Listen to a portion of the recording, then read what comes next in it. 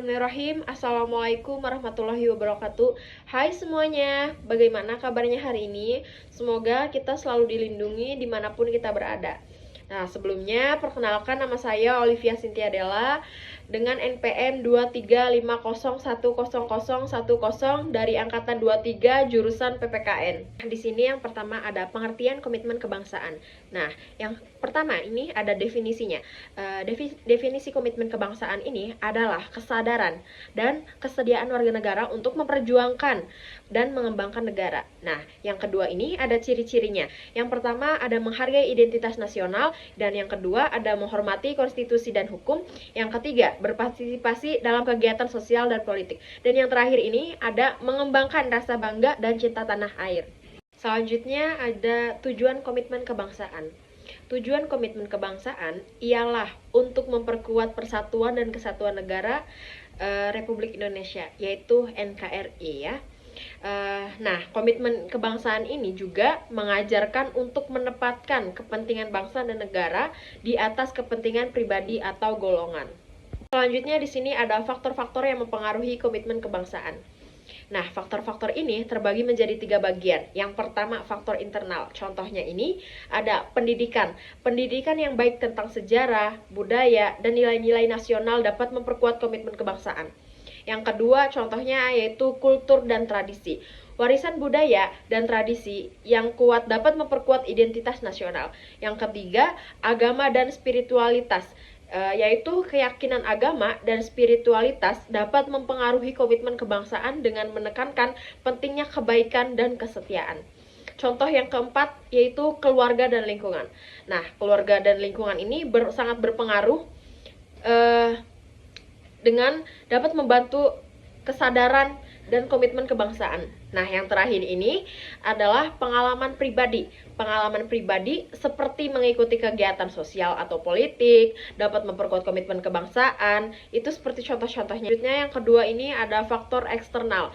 Contoh yang pertama, kebijakan pemerintah.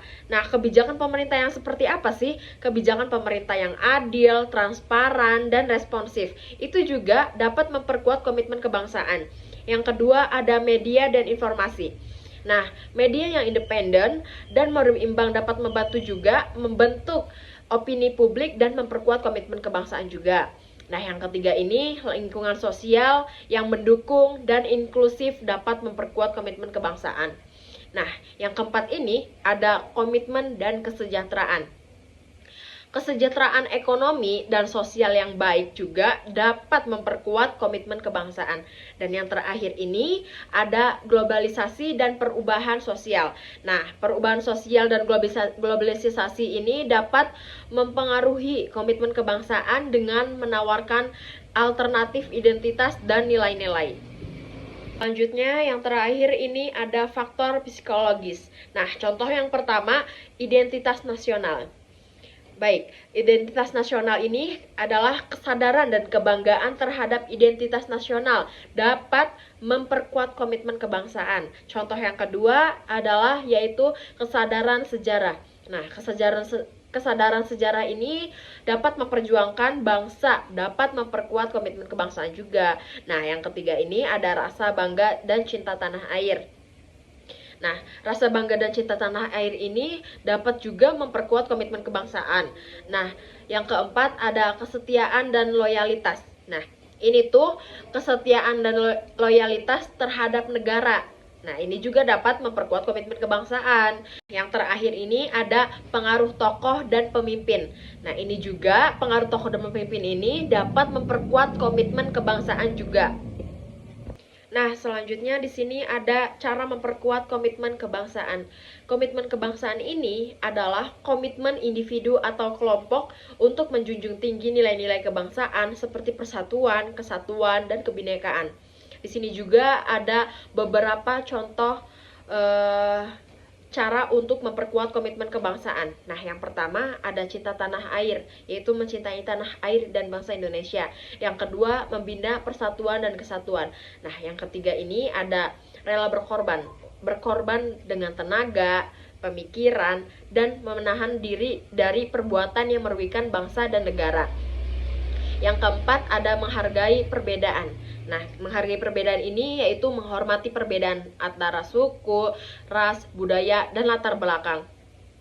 Nah, ini yang kelima ada menjunjung tinggi nilai-nilai kebangsaan. Nah, ini juga contohnya yaitu menjunjung tinggi nilai-nilai kebangsaan. Ya, contohnya seperti persatuan, kesatuan, dan kebinekaan. Dan yang terakhir ada menjaga kesatuan NKRI. Nah, menjaga kesatuan NKRI ini dengan menerapkan sikap dan perilaku yang tepat. Di sini juga ada peran pemerintah. Nah, peran pemerintah ini terbagi menjadi 4 bagian. Yang pertama, ada membuat kebijakan yang mendukung komitmen kebangsaan. Yang kedua, ada mengembangkan program pendidikan civic dan PKN. Yang ketiga, ada meningkatkan kesadaran warga negara tentang hak dan kewajiban. Dan yang terakhir, ada mengembangkan infrastruktur dan fasilitas umum. Selanjutnya, di sini juga ada peran masyarakat. Peran masyarakat juga terbagi menjadi 4 bagian. Yang pertama, berpartisipasi dalam kegiatan sosial dan politik. Yang kedua, menghargai dan melestarikan budaya nasional. Yang ketiga, mendukung kebijakan pemerintahan. Nah, yang terakhir juga mengembangkan kesadaran dan komitmen kebangsaan. Selanjutnya di sini ada contoh kegiatan memperkuat komitmen kebangsaan. Yang pertama ada upacara bendera. Yang kedua, kegiatan sosial, yaitu bakti sosial atau donor darah. Yang ketiga adalah kegiatan budaya. Nah, contohnya festival atau pameran. Yang terakhir, kegiatan olahraga. Nah, ini juga contohnya yaitu pertandingan sepak bola atau lari maraton.